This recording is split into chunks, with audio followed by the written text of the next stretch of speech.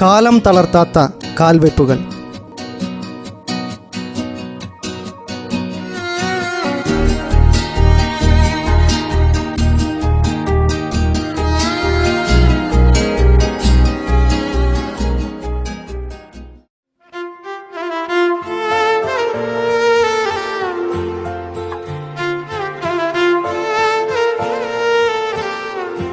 നമസ്കാരം പ്രിയ മാറ്റുലി ശ്രോതാക്കളെ, കാലം തളർത്താത്ത കാൽവെപ്പുകൾ എന്ന പരിപാടിയിലേക്ക് സ്വാഗതം.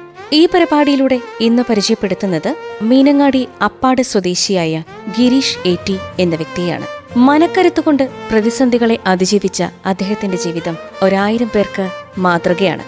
ജീവിതം സന്തോഷകരമായും സമാധാനപരമായും മുന്നോട്ടു പോകുന്ന സമയത്താണ് അപ്രതീക്ഷിതമായി എത്തുന്ന ചില ദുരന്തങ്ങൾ ചിലരുടെ ജീവിതം തകർത്തെറിയുന്നത്. എന്നാൽ തകർന്നുപോയിടത്തു നിന്ന് ഫിനിക്സ് പക്ഷിയെപ്പോലെ ഉയർത്തെഴുന്നേറ്റ വ്യക്തിയാണ് ഗിരീഷ്. 2013 സംഭവിച്ച ഒരപ്രതീക്ഷിതമായ അപകടമാണ് ഗിരീഷിന്റെ ജീവിതത്തെ കീഴ്മേൽ മറിച്ചത്. ആ അപകടം 80% ശാരീരിക വൈകല്യമാണ് അദ്ദേഹത്തിന് നൽകിയത്. നട്ടെല്ലിനേറ്റ പരിക്കുമൂലം സ്വന്തം കാലിൽ നിൽക്കാൻ കഴിയാതെ വീൽചെയറിലേക്ക് ജീവിതം ഒതുങ്ങേണ്ടി വന്നപ്പോൾ ശരീരം തളർന്നെങ്കിലും മനസ്സിനെ തളർത്താൻ ഗിരീഷ് തയ്യാറായിരുന്നില്ല. അദ്ദേഹവുമായി ജോബിഷ് ജോസ് നടത്തുന്ന അഭിമുഖത്തിലൂടെ അതിജീവന കഥ കേൾക്കാം.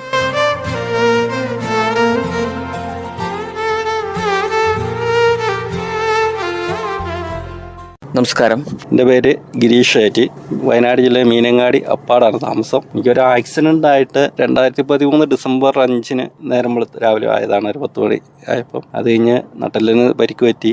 അതിൻ്റെ ഒരു സ്പൈനൽ കോഡിന് പരിക്ക് വന്ന് അങ്ങനെ പാരലൈസ് ആയി. 80% ഡിസബിലിറ്റി സർട്ടിഫിക്കറ്റാണ്. കുറച്ചു കാലം വീട്ടിലിരുന്നു, ആ ഹോസ്പിറ്റലും കാര്യങ്ങളും ഒക്കെ ആയിട്ട് നോക്കി. പിന്നെ പ്രതിസന്ധികൾ വരുമ്പോൾ അതിനെ തരണം ചെയ്യണം എന്ന് പറഞ്ഞ പോലെ വീട്ടുകാരുടെയും കൂട്ടുകാരുടെയും ഫാമിലി എല്ലാവരെയും സപ്പോർട്ടോടുകൂടി ചെയ്തുകൊണ്ടിരുന്ന കാര്യങ്ങൾ തന്നെ കണ്ടിന്യൂ ചെയ്ത് പോകാനുള്ള ഒരു തീരുമാനം എടുക്കുകയും അത് ഞാൻ കണ്ടിന്യൂ ആയിട്ട് നടത്താനും ചെയ്തു. അതിന് മുമ്പ് ഞാൻ ചെറിയ രീതിയിൽ കോഴി ഫാമുകളും കൃഷിയും ഇങ്ങനെയൊക്കെ ആയിട്ടാണ് കുറച്ച് ക്ലബിൻ്റെ പ്രവർത്തനമൊക്കെ ആയിട്ടായിരുന്നു പോയിക്കൊണ്ടിരുന്നത്. അത് ഞാൻ വീണ്ടും കോഴി ഫാമിൽ ചെറുതായിട്ട് തന്നെ ഞങ്ങൾ തുടങ്ങി. ഒരു ഫ്രണ്ടുണ്ട്, ഒരു കസിനും ഉണ്ടായിരുന്നു കൂടെ ഒന്നിച്ച് എല്ലാത്തിനും സപ്പോർട്ട് ചെയ്തു. അപ്പോൾ അവർ ഞങ്ങൾ തന്നെ വീണ്ടും റീസ്റ്റാർട്ട് ചെയ്യാൻ തീരുമാനം എടുക്കുകയും അങ്ങനെ ഞങ്ങൾ തുടങ്ങുകയും ചെയ്തു. തുടങ്ങിക്കഴിഞ്ഞപ്പോൾ കൊറോണ വന്നു, വീണ്ടും സ്റ്റോപ്പായിപ്പോയി. വീണ്ടും അതിനുശേഷം അത് കഴിഞ്ഞിട്ട് ഞങ്ങൾ വീണ്ടും എന്നാലും നിർത്താതെ വീണ്ടും ഞങ്ങളത് തുടങ്ങി. ഇപ്പം അത്യാവശ്യം വിജയത്തിലേക്ക് എത്തി. ഞങ്ങൾ ഏകദേശം 80 ഫാമോളം ലീസിനെടുത്തതും ഇൻഡിക്കേഷൻ വ്യവസ്ഥയിലും ഫീഡിന് സപ്ലൈയും കുഞ്ഞു സപ്ലൈ ഒക്കെ ആയിട്ട് ചെയ്യുന്നുണ്ട്. നിലവിൽ ഒരു 40 ഫാം ഓൾറെഡി എന്നും പിടിക്കുന്ന രീതിയിലേക്ക് ഞങ്ങൾ എത്തിച്ചു. അതായത് ഫണ്ട് റോൾ ചെയ്ത് വരാനും കാര്യങ്ങൾക്കൊക്കെ ആയിട്ട് കൃത്യമായിട്ടും പിടിക്കാനും എന്നും തന്നെ പിടിച്ച് സപ്ലൈ ചെയ്ത് റിട്ടേൺ കൊണ്ടുവരുന്ന രീതിയിലേക്ക് എത്തിച്ചു. അങ്ങനെ നടക്കുന്നു, ഇപ്പോൾ കൃത്യമായിട്ട് പോകുന്നുണ്ട്. ഓക്കെ, കോഴി ബിസിനസ് ലാഭകരമാണെന്നാണ് എല്ലാവരും പറയാറുള്ളത്. ഇപ്പം കാരണം കോഴിക്ക് ആര് വന്നാലും കോഴിക്ക് കടക്കപ്രതി ഇല്ല എന്നാണ് പറയുക. കാരണം കോഴീനെയാണ് തട്ടുക. അപ്പം ഇത്തരത്തിൽ ഏത് മലയാളികൾക്ക് എപ്പോഴും ആഘോഷങ്ങളാണ്. ആഘോഷങ്ങളിലൊക്കെ കോഴി വേണം. അപ്പം കോഴിയുടെ വില അടിച്ചു കയറുകയും കോഴിയുടെ മുന്നിൽ ആളുകൾ അടിച്ചു കയറുകയും ചെയ്യും. അത് ഒരു വശത്തുണ്ട്. പക്ഷേ ചേട്ടന് ഈ ജീവിതത്തിൻ്റെ ഒരു ടേണിംഗ് പോയിന്റ് എന്ന് പറയാൻ പറ്റില്ല, വലിയൊരു ആക്സിഡൻറ്റും കേസൊക്കെ ഉണ്ടായി. ആ ഒരു സമയം ഒന്ന് ഓർത്തെടുക്കാൻ പറ്റുമോ? ആക്സിഡൻറ്റ് 2013 ഡിസംബർ 5 ഉണ്ടാകുന്നത്. കൃത്യമായിട്ട് ഡിസംബർ 5 ഒരു 10 മണിയായി. അപ്പം കൃത്യം പറഞ്ഞു കഴിഞ്ഞാൽ ഞങ്ങളന്ന് ഇതേത് തന്നെ കൃഷിപ്പണിയായിരുന്നു.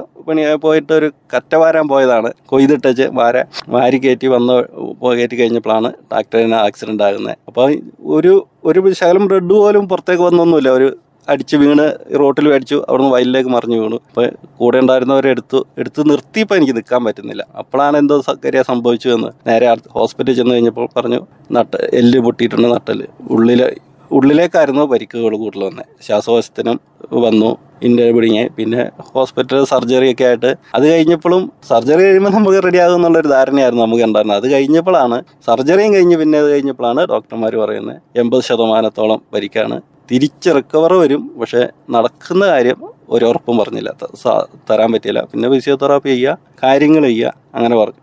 അങ്ങനെ സർജറി കഴിഞ്ഞിട്ട് ഞാൻ ഒരു ഫിസിയോതെറാപ്പി സെൻറ്ററിലേക്ക് മാറി. അവിടുന്ന് അവർ അത്യാവശ്യം എല്ലാ കാര്യങ്ങളും, അതായത് ഒരു ഡിസബിലിറ്റി പേഷ്യൻറ്റിന് എങ്ങനെയൊക്കെ നമ്മൾ ജീവിക്കേണ്ട രീതികൾ നമ്മുടെ പ്രാഥമിക കാര്യങ്ങളും വീൽ ചെയറിൽ നിന്ന് ഒരു വണ്ടിയിലേക്ക് കയറണം എന്നുള്ളത് പഠിപ്പിക്കുക. അതുപോലെ ബെഡിലേക്ക് എങ്ങനെ കയറാം, അങ്ങനെയുള്ള കാര്യങ്ങളൊക്കെ അവർ പഠിപ്പിച്ചു തരുന്നു. അതൊരു ട്രെയിനിങ് തന്നെയാണ് ശരിക്കും. അതൊരു നല്ലൊരു അവരുടെ നമ്മളല്ലാതെ പെട്ടെന്ന് നമ്മളൊരു ഓടി നടന്ന ഒരാൾ നമുക്കൊന്നും ചെയ്യാൻ പറ്റില്ല. നമ്മളെ കൊണ്ട് ഒന്നും എനിക്ക് എണീറ്റ് ഇരിക്കാൻ പോലും എനിക്കറിയില്ല. അങ്ങനെ നമ്മൾ ആദ്യം എണീക്കുന്ന പോലെ എണീക്കാൻ പറ്റില്ല. അപ്പോൾ ഇത് എനിക്കൊന്ന് എണീറ്റ് ഇരിക്കണമെങ്കിൽ 2 പേരെ വിളിക്കണം, കയ്യെ പിടിച്ച് അവരങ്ങനെയൊക്കെ. അത് കഴിഞ്ഞിട്ടാണ് ഞാൻ ഈ ഫിസിയോതെറാപ്പി സെൻ്ററിൽ പോയി കൂടി. അവർ നമ്മളെ എങ്ങനെ എണീക്കണം, എങ്ങനെ തിരിഞ്ഞു കിടക്കണം, എങ്ങനെ നമ്മൾ തന്നെ ഓരോ കാര്യങ്ങൾ ചെയ്യാം, അത് അവർ പഠിപ്പിച്ച് തരുവാണ്.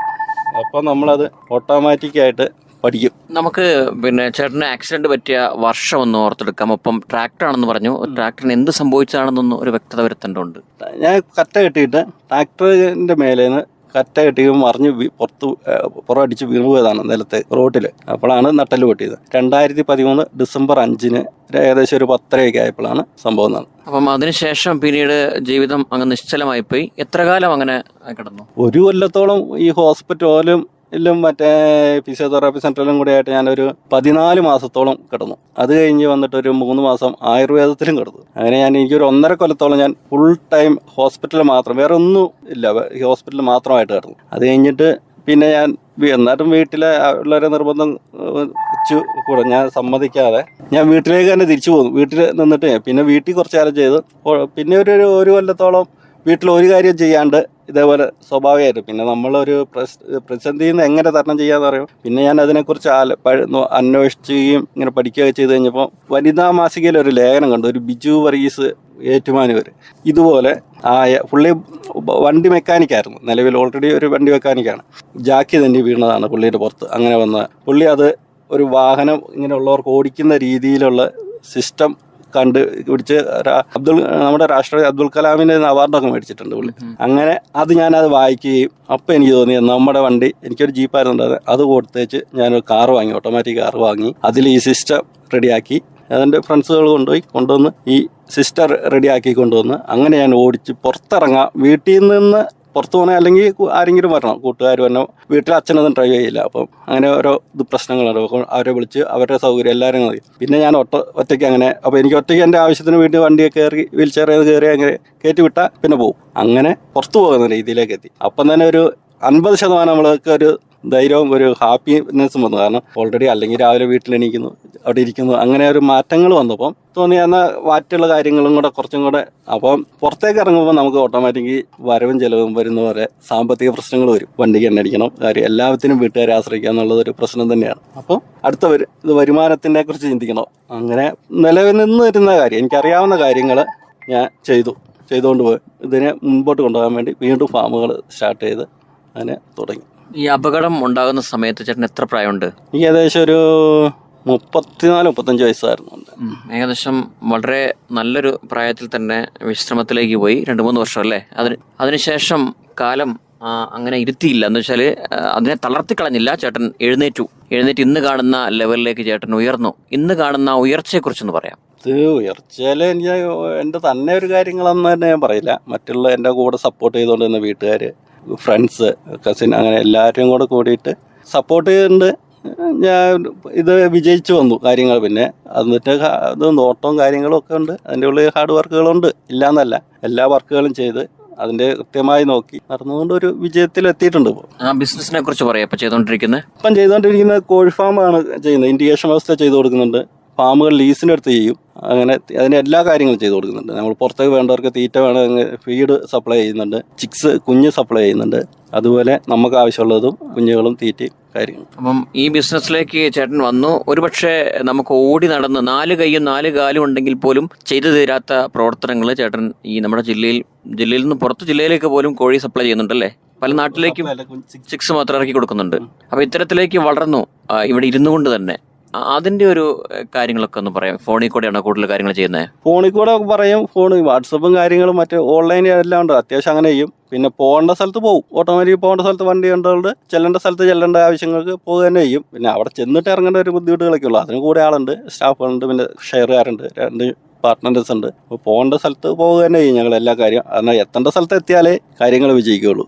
ഇങ്ങനെയുള്ള ബുദ്ധിമുട്ടിന് ശേഷം ചേട്ടന് ഒരു സാമ്പത്തിക രംഗത്തൊരു വളർച്ച ഉണ്ടായോ? തീർച്ചയായിട്ടും സാമ്പത്തിക രംഗത്ത് വളർച്ചയായിട്ടും ഉണ്ട്, തീർച്ചയായിട്ടും വന്നിട്ടുണ്ട്. ഇല്ലയെന്ന് ഞാൻ പറയാലായിരിക്കും. കാരണം ഇതാണ് എൻ്റെ വരുമാന മാർഗ്ഗം ഇപ്പം. അതുകൊണ്ട് ഇപ്പം രാവിലെ എന്നും ഓരോ എൻജോയ് ആണ്. കാരണം രാവിലെ എണീറ്റു കാര്യങ്ങൾ കഴിഞ്ഞ് കഴിഞ്ഞാൽ ഫ്രീ ആയിരുന്ന ഒരു ടൈം ഫ്രീ ആയിട്ട് ഇരിക്കാമെന്ന് നമുക്ക് തോന്നുന്നില്ല. കാരണം ബോറടിക്കുന്ന കേസല്ല. ഒന്ന് ഇതിൻ്റെ എന്തെങ്കിലും ഒരു പ്രശ്നം ഉണ്ടാവും ഒരു ബിസിനസ് മേഖല. ഒന്നേ അവിടെ എന്തെങ്കിലും മെഡിസിൻ കാര്യങ്ങളുണ്ടാവും, അല്ലെങ്കിൽ ഫീഡ് സപ്ലൈ ചെയ്യേണ്ടതുണ്ടാവും, അല്ലെങ്കിൽ ഇതിൻ്റെ കണക്കുകൾ കാര്യങ്ങളെല്ലാം ചെയ്യണം. അങ്ങനെ അത് വരുമ്പോൾ ഏത് സമയവും ഞാൻ ഏകദേശം ഒരു 8-9 മണി വരെ രാത്രി വരെ ഫുൾ ടൈം എൻഗേജ്ഡ് ആണ്. ഒരു ബോറിംഗ് ഇല്ല. ഒരു കാര്യങ്ങളായിട്ട് നമുക്കൊരു ബിസി ഉണ്ട്, ഓരോ കാര്യങ്ങൾ ചെയ്യേണ്ട ഒരു ഇത് വരുന്നു. ഇപ്പം ഉള്ള ഒരു ശാരീരിക ബുദ്ധിമുട്ടിനെ കുറിച്ചൊന്ന് സൂചിപ്പിക്കുക. ശാരീരിക ബുദ്ധിമുട്ടുകൾ എന്ന് പറഞ്ഞു കഴിഞ്ഞാൽ എനിക്ക് നടക്കാൻ ഒട്ടും പറ്റില്ല. വീട്ടിൽ വീൽ ചെയർ ഉപയോഗിക്കുന്നു. വണ്ടിയെ കയറിയാൽ ഇത് പുറത്ത് ചെന്ന് കഴിഞ്ഞാൽ ഇറങ്ങാൻ പറ്റില്ല. അവിടെ വീൽ ചെയർ വേണം.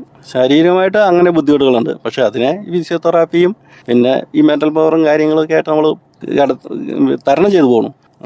അപകടത്തിന് ശേഷം ഇനി കാലുകുത്തി നടക്കാൻ കഴിയില്ല എന്ന് ഡോക്ടർമാർ പറഞ്ഞപ്പം ചേട്ടൻ വളരെ ദുഃഖത്തിലേക്ക് ആണ്ടുപോയി. അതിനുശേഷം പിന്നീട് ആരാണ് അല്ലെങ്കിൽ എങ്ങനെയാണ് ചേട്ടൻ ഒന്ന് മാനസികമായി തരണം ചെയ്തത്? എങ്ങനെയാണ് ദുഃഖത്തിലേക്ക് പോയി പറഞ്ഞാൽ കുറേ കാലം കഴിഞ്ഞപ്പോൾ ഓരോ രീതിയും ഫിസിയോതെറാപ്പി ചെയ്യുമ്പോൾ പറയും ചെറിയ മാറ്റങ്ങൾ വരും എന്നൊരു വിശ്വാസം ഉണ്ടാകും. പക്ഷെ അത് തീർച്ചയായിട്ടും പൂർണ്ണമായിട്ടും വരികയല്ല എന്ന് ഉൾക്കൊണ്ട് കഴിഞ്ഞിട്ട് അത് പെട്ടെന്ന് നമുക്കത് കേൾക്കുമ്പോൾ വളരെ ഷോക്കുണ്ടാകും. അതൊരു ഡോക്ടറായിരുന്നു. അപ്പോൾ ആദ്യം തന്നെ ഒരു ഡോക്ടറും പറയാമല്ലോ, നമ്മളോട് പറഞ്ഞില്ല, പക്ഷേ വീട്ടുകാരോടൊക്കെ പറയും. പക്ഷെ അവർ നമ്മളോട് ഒരിക്കലും പറയുന്നില്ല. മാറും, ആദ്യം സർജറി കഴിഞ്ഞാൽ മാറും, അത് കഴിഞ്ഞാൽ സർജറീൻ്റെ ഒരു 3 മാസം പീരീഡ് കഴിയണം എന്ന്. അതിനിടയ്ക്ക് ഡോക്ടർ തന്നെ പറഞ്ഞു ഇങ്ങനെ പ്രശ്നങ്ങളാണ്, മാറ്റം വരികയില്ല എന്ന് പറയുമ്പോൾ നമ്മൾ പെട്ടെന്ന് അവൻ ഷോക്കായി പോയത്. കാരണം അതുവരെ ഓടി നടന്ന നമ്മൾ ഇന്ന് എണീക്കാം നാളെ എണീറ്റ് നടക്കാം എന്ന് പറഞ്ഞ് എന്ത് ചെയ്യുന്ന ഒരു ബെഡിൽ നിന്ന് എണീറ്റിരിക്കണമെങ്കിൽ 2 പേരെ സഹായം മേടിച്ചിരിക്കുമ്പോൾ നിന്ന് വരേണ്ട അവസ്ഥയിലേക്ക് വരുമ്പോൾ നമ്മൾ ഏതൊരു വ്യക്തി പെട്ടെന്ന് തകർന്നു പോകും. ആ തകർച്ച എനിക്കുണ്ടായിരുന്നത് തീർച്ചയായിട്ടും. അത് കഴിഞ്ഞ് അത് തകർച്ചയിൽ നിന്ന് എനിക്ക് സപ്പോർട്ട് ചെയ്ത് തന്നത് ഫാമിലി, ഫ്രണ്ട്സ്, അങ്ങനെ എല്ലാവരും കൂടെ കൂടിയിട്ടാണ്. അവരിപ്പോഴും എൻ്റെ കൂടെ എല്ലാ കാര്യങ്ങൾക്കും ഉണ്ട്. ഒരാവശ്യത്തിന് വിളിച്ചാൽ വരും. കുടുംബത്തെക്കുറിച്ചൊന്ന് പറയാം. അപ്പം എൻ്റെ വീട്ടിലെ അച്ഛൻ, അമ്മ, വൈഫ്, മോള് ആണ്. മോളൊരു മോളാണ്. ഇപ്പോൾ 9 എക്സാം എഴുതിയിട്ടിരിക്കുന്നു. ബത്തേരി വിദ്യാഭവനിലാണ് പഠിക്കുന്നത്, ഭാരതി വിദ്യാഭവനി.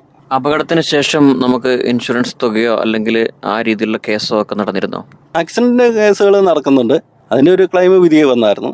നമ്മൾ വയലിൽ നിൽക്കുമ്പോൾ ട്രാക്ടർ ഒന്ന് അടിച്ച് വയലിലെ റോട്ടിൽ കറ്റ കയറ്റിയിട്ട് നിന്നപ്പോൾ ട്രാക്ടർ തട്ടി വീണതാണ്. ട്രാക്ടറിന്റെ മുകളിൽ നിന്ന് മറിഞ്ഞു വീണ് ട്രാക്ടർ റോട്ടിൽ നിന്ന്. ചേട്ടൻ ട്രാക്ടറിലായിരുന്നോ? ട്രാക്ടറിന്റെ ബാഗിൽ നിന്ന് പെട്ടിയില് ടൈലറിൽ അത് മറിഞ്ഞുപോയി. ഓക്കെ. എന്തായാലും ചേട്ടന് അപകടം ശരിക്കും വേദന ഉണ്ടാക്കുന്നത് തന്നെയാണ്. അതിനുശേഷം ഉണ്ടായ പ്രതിസന്ധികളും കൈപ്പുനീരും ഒക്കെ ചേട്ടൻ കുടിച്ചതുമാണ്. പക്ഷെ പിന്നീട് കാലം തളർത്താത്ത കാൽവെപ്പുകളായി മാറി. ചേട്ടന് മുന്നോട്ടുള്ള യാത്ര ഇന്ന് കാറിലാണ്, അതും നല്ലൊരു കാറിലാണ്. അത്യാവശ്യം നല്ല സ്പീഡിൽ ചേട്ടൻ യാത്ര ചെയ്യുന്നു. കാരണം മുന്നോട്ട് കാലം നമ്മളെ കൊണ്ടുപോകും. എന്തു തന്നെ പ്രതിസന്ധികൾ വന്നാലും അതിലൊക്കെ ഒരു ഉയർത്തെഴുന്നേൽപ്പ് കാലം തന്നെ കുറിച്ചു വെച്ചിട്ടുണ്ടാവും. അതിനെ ദൈവാനുഗ്രഹം എന്ന് നമ്മൾ വിളിക്കും. ആ തരത്തിൽ മുന്നോട്ട് പോകുന്നു. ഇന്ന് ചേട്ടൻ നല്ല രീതിയിൽ ബിസിനസ് ചെയ്ത് ജീവിക്കുന്നു. കേൾക്കുന്ന ആളുകൾ ധാരാളം പേര് ഇത്തരത്തിൽ കോഴി കൃഷി ചെയ്യുന്ന ആളുകളുണ്ട്. അങ്ങനെയുള്ളവർക്ക് ഒരു സംശയം ഉണ്ടാകും സ്വാഭാവികമായിട്ടും. നമുക്കിപ്പം ലീസിനെടുത്തൊക്കെ ചേട്ടൻ ചെയ്യുന്നു എന്ന് പറഞ്ഞു. നമുക്കിപ്പോൾ ഒരു സ്ഥലം ഉണ്ടെങ്കിൽ അത് ചേട്ടൻ എങ്ങനെ ലീസിനെടുക്കും? ഷെഡ് കെട്ടിയിട്ട് ലീസിനാണെങ്കിൽ അങ്ങനെ ലീസിനെടുക്കും. ഇനി സ്ഥലം മാത്രം ലീസിനുണ്ടെങ്കിൽ അത് തന്നെ അതിൻ്റെ ധാരണകൾ, കാര്യങ്ങൾ, എത്ര വർഷത്തേക്ക് അങ്ങനെയാണ് കാര്യങ്ങൾ സംസാരിച്ച് അവർ നേരിട്ട് ഡയറക്റ്റായി സംസാരിച്ച കാര്യങ്ങൾ അത് എഗ്രിമെൻ്റ് ആക്കിയിട്ടാണ് ചെയ്തോളൂ.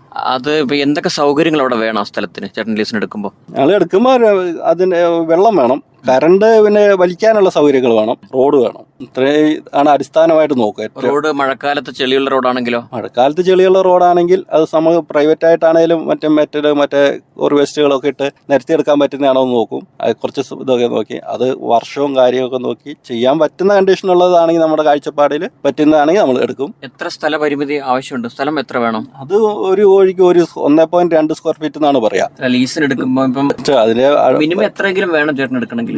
മിനിമം ഞങ്ങൾ എടുക്കുന്നത് ഒരു 1500 സ്ക്വയർ ഫീറ്റ്. അത് നമ്മുടെ ഇവിടുന്ന് ദൂരം കൂടെ ഞങ്ങൾ നോക്കും. അടുത്തൊക്കെ ആണെങ്കിൽ 1000 സ്ക്വയർ ഫീറ്റിന്റെ ഷെഡുകളാണെങ്കിലും ഇതൊക്കെ എടുക്കും. ദൂരം കൂടുമ്പോൾ കുറച്ചും കൂടെ വലിപ്പം ഉണ്ടെങ്കിൽ മാത്രമേ എടുക്കലുള്ളൂ. കാരണം അതിൻ്റെ റേറ്റ് കാര്യങ്ങളൊക്കെയാണ് നോക്കുക. വർഷം അനുസരിച്ച് കൂടുതൽ വർഷങ്ങൾ ആണെങ്കിൽ ഓരോ മാസം അല്ലെങ്കിൽ ഒരു വർഷം ഇത്ര രൂപ പാട്ടം റേറ്റ് എന്ന് പറയുക എടുക്കും. അതല്ലെങ്കിൽ ഫുള്ള് ഈ ഷെഡുകൾ ചെയ്യുന്നവർക്കാണ്, ഷെഡ് അടക്കം അടിച്ചു തരുന്ന ഉണ്ടാക്കി തരുന്നവർക്ക് ആ രീതിയിൽ എടുക്കും. അതിൻ്റെ എന്തായാലും ചേട്ടന് വളരെയധികം സന്തോഷമുണ്ട്. ഇത്തരം കാര്യങ്ങൾ ദുരന്തത്തെ മറികടന്ന് ചേട്ടൻ ഇങ്ങനെയൊക്കെ ആയി തീർന്നു. ഇത്തരത്തിൽ ചക്രക്കസേരകളിലും അല്ലെങ്കിൽ റൂമിന്റെ ഉള്ളിലൊക്കെ ഒതുങ്ങിയിരിക്കുന്ന ധാരാളം ആളുകളുണ്ട്. ഇന്നും റോഡുകൾ കുരുതിക്കളങ്ങളായിക്കൊണ്ടിരിക്കുകയാണ്. ഇതിന് പരിഹാരമൊന്നും സംഭവിച്ചിട്ടില്ല. ഇന്നും റോഡുകളിൽ ആക്സിഡന്റുകൾ ഏറ്റവും കൂടുതൽ നടന്നുകൊണ്ടിരിക്കുന്നു. വാഹനങ്ങൾ അതിവേഗം ചെറിപ്പായുന്നു, അപകടം ഉണ്ടായിക്കൊണ്ടിരിക്കുന്നു, ആളുകൾ ഇതുപോലെ വയ്യാതായിക്കൊണ്ടിരിക്കുന്നു. ഇങ്ങനെയുള്ള ആളുകൾക്ക് എന്ത് സന്ദേശമാണ് ചേട്ടന്റെ ജീവിതം കൊണ്ട് എന്ന് പറയാനുള്ളത്? വന്ന സംഭവം പറയുന്ന പോലെ വന്നതിനെ കുറിച്ച് ചിന്തിക്കാതെ വന്നു കഴിഞ്ഞതിനെ കുറിച്ച് തരണം ചെയ്യാൻ വേണ്ടി മാത്രം നമ്മൾ ചിന്തിക്കുക. വന്നു അതിനെ അവരവരുടെ രീതിയിൽ, ഇന്നത്തെ രീതിയിൽ ഒത്തിരി മാർഗങ്ങളുണ്ട്. ഒരു വരുമാന മാർഗം കണ്ടെത്താൻ സോഷ്യൽ മീഡിയയിൽ ഉപയോഗിച്ചിട്ടോ ഒരു അക്കൗണ്ട് എടുക്കുക, എല്ലാ ജോലിയിലും എന്ത് കാര്യമാണോ അത് അവരവർക്ക് പറ്റുന്ന ഒരു രീതിയിൽ ഒരു പണിയായിട്ട് ഒരു വരുമാന രീതിയിലേക്ക് മാറി ഒരു ചെറിയ രീതിയിലാണെങ്കിൽ ഉള്ള വരുമാനത്തിൽ നന്നായി ജീവിക്കാൻ ശ്രമിക്കുക എല്ലാവരും. ഓക്കെ, താങ്ക് യു ചേട്ടാ. എന്തായാലും ചേട്ടൻ ഇനിയും മുന്നോട്ട് പോകാൻ കഴിയട്ടെ, ആരോഗ്യമൊക്കെ സുഖപ്പെടട്ടെ, നടക്കാൻ തന്നെ ചേട്ടന് സാധിക്കട്ടെ, അത്തരത്തിൽ ദൈവം അത്ഭുതം പ്രവർത്തിപ്പിക്കട്ടെ എന്ന് റേഡിയോ മാർട്ടിലെ എല്ലാ ശ്രോതാക്കളുടെ പേരിലും പ്രാർത്ഥിക്കുകയും ആഗ്രഹിക്കുകയും ആശംസിക്കുകയും ചെയ്യുന്നു. Thank you. താങ്ക്സ്.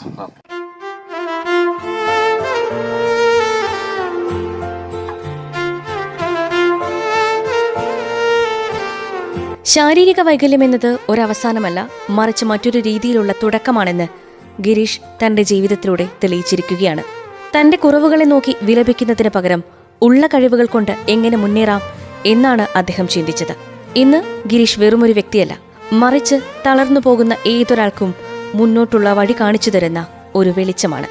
വൈകല്യം സംഭവിച്ചത് ശരീരത്തിനാണ്, മനസ്സിനല്ല എന്ന് തന്റെ ഓരോ ചുവടിലൂടെയും ലോകത്തോട് ഗിരീഷ് വിളിച്ചു പറയുകയാണ്. മീനങ്ങാടി അപ്പാട് സ്വദേശിയായ ഗിരീഷ് ഏറ്റിയുമായി ജോബിഷ് ജോസ് നടത്തിയ അഭിമുഖമാണ് ശ്രോതാക്കൾ ഇന്ന് ഈ പരിപാടിയിലൂടെ കേട്ടത്. പരിപാടി ഇവിടെ പൂർണ്ണമാകുന്നു. നന്ദി, നമസ്കാരം.